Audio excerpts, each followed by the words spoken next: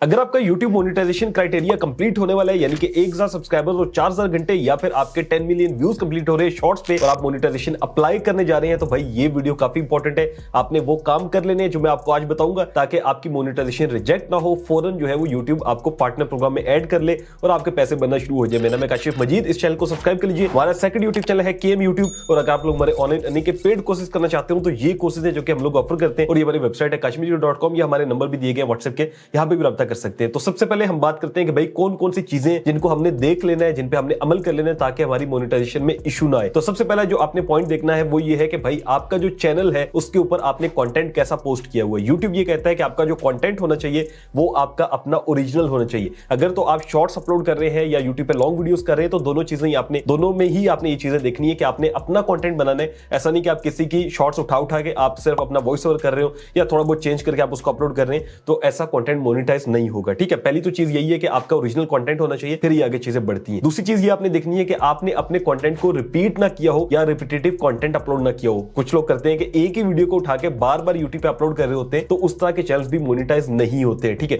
तो आपने ये भी देखना है कि हमारी एक ही वीडियो को बार बार तो नहीं हमने अपलोड किया हुआ, तो अगर किया हुआ है तो आपने वो वीडियोस डिलीट करनी होगी। जब आप वीडियोस को डिलीट करेंगे तो वॉच टाइम भी डिलीट होगा, तो इस चीज का ज़हन में पहले रख लेना। ये ना हो कि फौरन देखते सारा आपने डिलीट की, फिर आपके कश्मीरी तो वॉच टाइम भी गया, तो यस वॉच टाइम भी जाता है। ठीक है, ये चीज ज़हन में रखनी है। फिर एक चीज है कि आपने रीयूज कंटेंट का जो है ना आपको इशू ना आए, तो उसके लिए आपने क्या करना है कि अगर आपने किसी और बंदे का कंटेंट उठाया हुआ है, ठीक है, एक वीडियो को बार बार अपलोड किया हुआ है वो तो अलग इशू है, रिपीटेटिव वाला। अगर आपने किसी का कंटेंट उठाया हुआ है और आपको पता है कि भाई मैंने बहुत सा कंटेंट उठाया हुआ है लोगों का, तो आपने उनको भी बीच में से या तो वीडियो के अंदर से जाके एडिट करके उसको डिलीट कर देना है, या फिर आपने उस वीडियो अगर पूरी किसी की आपने उठाई है तो उस पूरी वीडियो को डिलीट करना है। तो डिलीट करने के बाद मोनेटाइजेशन में जाके देखेंगे तो वॉच टाइम भी कम हो चुका होगा। इस चीज को आपने ध्यान में रखना है। फिर आपने नई वीडियोस डालनी होगी, फिर आपका वॉच टाइम पूरा होगा, तो फिर आप अप्लाई करेंगे तो आपका मोनेटाइजेशन में कोई इशू नहीं आएगा। लेकिन अगर आपका ये काम किया ही नहीं, आपका ओरिजिनली कंटेंट है, तो अब आपने जो चीजें बता रहा हूं वो चीजें देखनी है। और यूट्यूब भी यही देखता है कि भाई ये चीजें अगर आपकी सही है तो यूट्यूब आपका ह्यूमन वेरिफिकेशन में भी और एआई वेरिफिकेशन से भी जो ऑटोमेटिक होता है दोनों से अप्रूव कर देगा और मोनेटाइजेशन आपकी हो जाएगी। पहला काम यूट्यूब जो देखता है वो ये है कि भाई आपका जो मेन थीम है कंटेंट का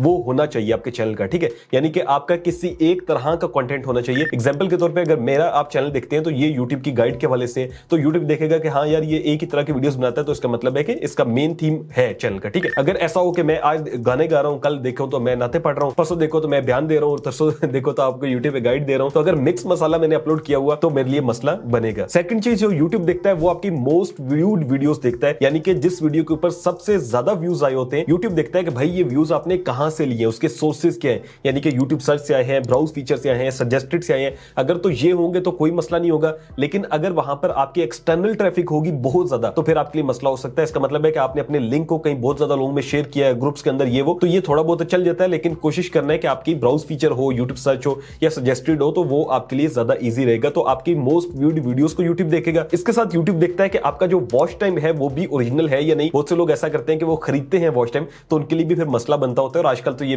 जो है ना यूट्यूब ने वैसे ही खत्म कर दिया खरीदने वाला सिस्टम। तो ये है कि आपका वॉच टाइम अगर ऑर्गेनिक होगा तो फिर आपके लिए कोई मसला नहीं बनेगा। उसके बाद यूट्यूब देखता है कि भाई आपके चैनल जो अबाउट होता है उसके अंदर कुछ लिखा हुआ या नहीं। बहुत से लोग ऐसा करते हैं कि वो एआई से रिलेटेड चैनल बनाते हैं, वो बहुत से जो है ना आजकल वॉइस ओवर उठाते हैं, ठीक है, एआई का और डाल देते हैं। तो उनके लिए फिर मसला कहां पे आता है कि वो यूट्यूब को ये नहीं लगता कि यार ये ह्यूमन का ही चैनल है या फिर ये एक एआई जो है ना वो चैट बॉट या कोई भी यूज कर रहा है। तो यूट्यूब को ये लगे कि भाई ये ह्यूमन का चैनल है, तो उसके लिए आपने अबाउट सेक्शन के अंदर प्रॉपर जो है वो डिस्क्रिप्शन डालनी है, फिर उसके बाद आपने ईमेल एड्रेस कॉन्टैक्ट की देनी है, फिर उसके बाद आपने अपने डिफरेंट सोशल मीडिया अकाउंट्स के लिंक्स भी देने हैं। अगर आपका ऐसा चैनल है जो कि एआई से रिलेटेड है या कुछ भी ऐसा जिसमें आपकी अपनी वॉइस नहीं है, आपकी अपनी वीडियो नहीं है, तो कोशिश करनी है कि आपके जो सोशल लिंक्स होने चाहिए वो आपके पर्सनल होने चाहिए, ताकि यूट्यूब जब वहां पे देखेगा तो वो देखेगा कि हाँ ये बंदा तो रियल है। ठीक है, तो ये चीजें आपने लाजमी करनी है ताकि आपके जो वेरिफिकेशन है उसमें इजी हो सके। लास्ट नंबर पे जो यूट्यूब मेन चीज आपकी देखता है वो है आपका टाइटल, टैग्स और डिस्क्रिप्शन, यानी कि आपकी वीडियो का मेटा डेटा, जो कि हम लोग अक्सर वीडियोस में कह भी रहे होते हैं कि यार आपने ऐसा नहीं करना कि डिस्क्रिप्शन के अंदर वैसे कीवर्ड्स डाल दें।